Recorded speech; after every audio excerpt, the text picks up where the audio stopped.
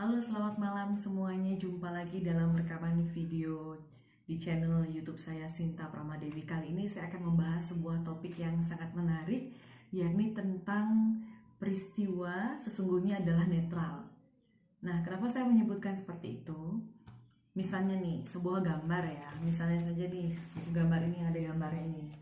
Kalau kita melihat gini aja, ini sebenarnya netral ya. Jadi tergantung sudut pandang orang. Ada yang melihat ini dia merasa senang, ada yang melihat ini dia merasa biasa saja, kemudian ada juga yang melihat ini merasa tidak nyaman atau kesal atau nggak suka gitu. Jadi tergantung setiap orang yang melihat dan memberikan penilaian tersebut. Nah, lalu apa sih masalahnya jika seandainya sebuah peristiwa itu memiliki emosi yang intens?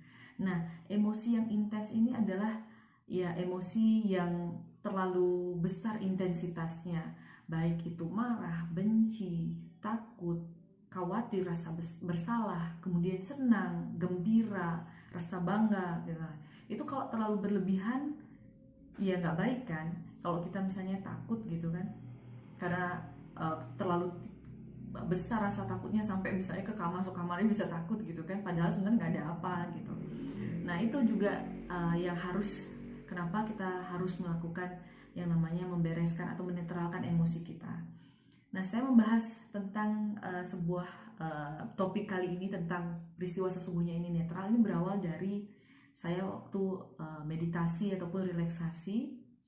Saya tidak mengerti mengapa sebuah kenangan ada rasa takut di sana tentang takut kecelakaan. Nah, ini yang saya rasain waktu saya melakukan relaksasi meditasi. Jadi sebuah kenangan tiba-tiba takut tentang kecelakaan. Sebenarnya wajar aja ya kita takut yang namanya kecelakaan.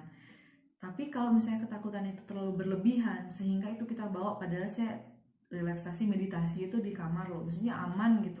Kenapa saya harus takut gitu? Nah, ternyata setelah saya telusuri itu muncul sebuah kenangan. Dan sebenarnya banyak ya, ada saya ingat jadi waktu saya kecelakaan dulu waktu saya SMP, dan juga muncul juga kenangan waktu saya masih kecil, waktu saya masih SD waktu itu. Jadi saya lagi belajar naik sepeda roda 2. Sebelumnya kan saya naik sepeda yang roda 4, roda 3, belakangnya roda 3. Jadi kalau rodanya sih 4 sama yang depan gitu kan. Nah, pas naik sepeda roda 2 itu, saya tuh naik sepedanya itu dari atas dari ketinggian gitu, karena kebetulan di rumah, di depan rumah itu jalannya agak tinggi. Dari atas itu saya merosot gitu naik sepeda, terus belokan gitu, langsung saya jatuh dan masuk ke semak-semak pohon kertas yang ada durinya. Di situ saya luka waktu itu. Nah, tiba-tiba muncul ingatan itu, padahal saat kondisi normal seperti saat ini gitu ya, pada kondisi sehari-hari itu saya nggak pernah kepikiran dengan kenangan itu. Bahkan saya mungkin udah nggak begitu ngeh gitu. Tapi pada saat saya meditasi, relaksasi, ternyata muncul kenangan itu dengan rasa takutnya di sana, dengan rasa takut yang saya rasa, takut kecelakaan waktu itu ya. Nah, kemudian karena saya merasa tidak nyaman, kenapa sih harus muncul perasaan ini gitu. Awalnya sih kesel gitu kan, kita kalau relaksasi, meditasi pengennya kan pikiran itu tenang, fokus, rileks gitu. Tapi ternyata saya harus takut karena muncul peristiwa yang tidak mengenakan lah bagi saya waktu dulu. Nah, dalam hati saya kesel sempat, tapi setelah saya pikir-pikir, wah, ini artinya adalah sebuah bel atau alarm dari pikiran bawah sadar saya yang memunculkan, mungkin dulu kesimpan gitu, kependam di alam bawah sadar saya, sehingga saya melupakan itu, dan sekarang dimunculkan kembali rasa takut itu untuk diberesin gitu. Jadi akhirnya saya ngambil keputusan, saya membereskan emosi itu. Nah, sebelum saya lanjut ke sana, kenapa sih emosi dalam sebuah peristiwa itu harus dinetralkan gitu? Jadi gini, karena kalau misalnya emosi tersebut sangat intens, itu akan merugikan kita. Baik itu emosi itu merupakan emosi yang misalnya menyenangkan, gembira, bahagia, maksud saya rasa bangga gitu ya. Itu pun kalau terlalu berlebihan jadinya nggak bagus kan. Begitupun juga kalau misalnya rasa takut, khawatir, rasa bersalah, sedih, marah, itu juga nggak akan bagus. Dendam itu juga nggak akan bagus kalau terlalu banyak. Apa dampaknya gitu? Misalnya nih, satu contoh, sebuah peristiwa, saya misalnya lagi berantem sama suami. Dulu waktu di awal nikah tuh ya pasti pernah berantem, yang namanya suami istri. Itu saya berantem dan saya pendem gitu. Terus besoknya lagi atau seminggunya lagi kena lagi, akhirnya saya pendem. terus pas ada lagi kejadian hal yang serupa padahal hal yang sepele, tiba-tiba emosi saya itu lebih intens, lebih marah, maksudnya marahnya itu sampai meledak-ledak.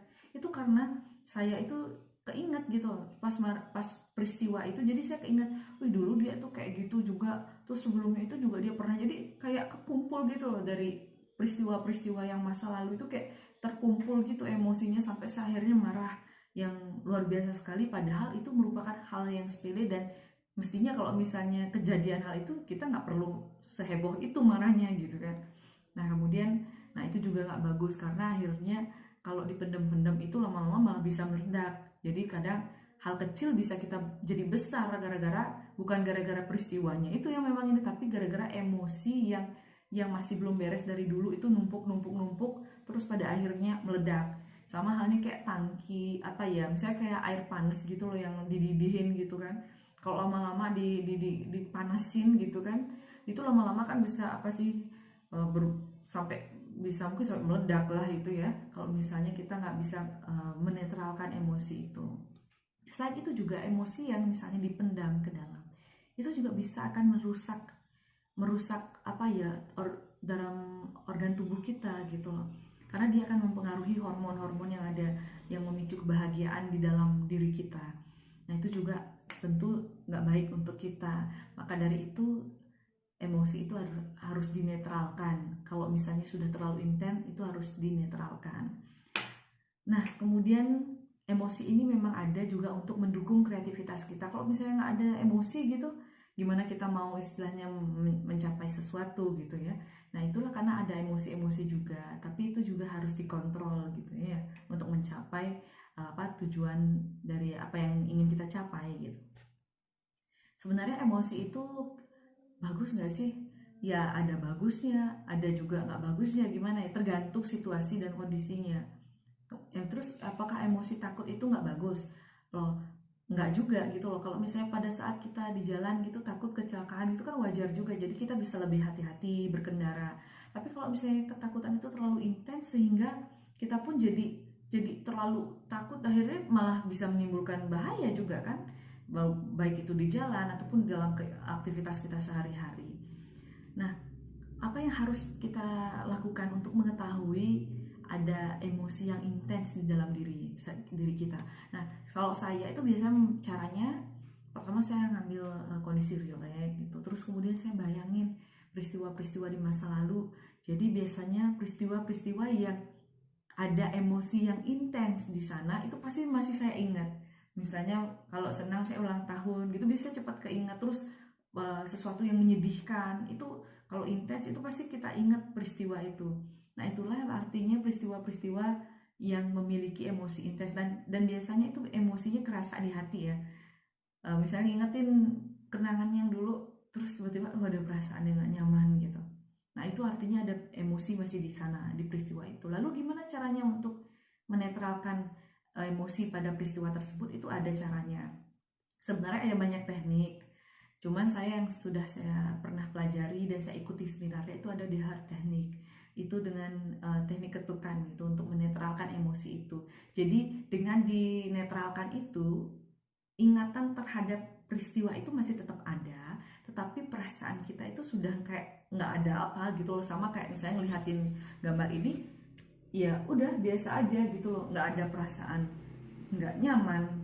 Jadi keesokan harinya saat saya melakukan meditasi dan relaksasi, emosi ataupun gambaran tentang peristiwa kecelakaan, takut kecelakaan itu udah nggak ada lagi di pikiran saya. Dan sekalipun saat saya ingat gitu ya, itu udah nggak ada perasaan takut lagi. Jadi gambar gitu aja lah, tapi nggak ada perasaan takut. Nah itu juga yang membuat saya, ya intinya pada saat kondisi kita dimunculkan pada kenangan-kenangan yang tidak mengenakan itu, bukan berartinya kita harus harus muncul kenangan yang ini. Ya itu sebenarnya ini loh, pikiran bawah sadar kita udah berbaik hati mau kasih tahu kita, ini loh kamu belum beres dengan ini, kalau kamu mau beresin itu gitu ya. Demikian dulu yang bisa saya sampaikan. Nah untuk apakah semua pikiran emosi-emosi negatif itu bisa dilakukan dengan hard teknik?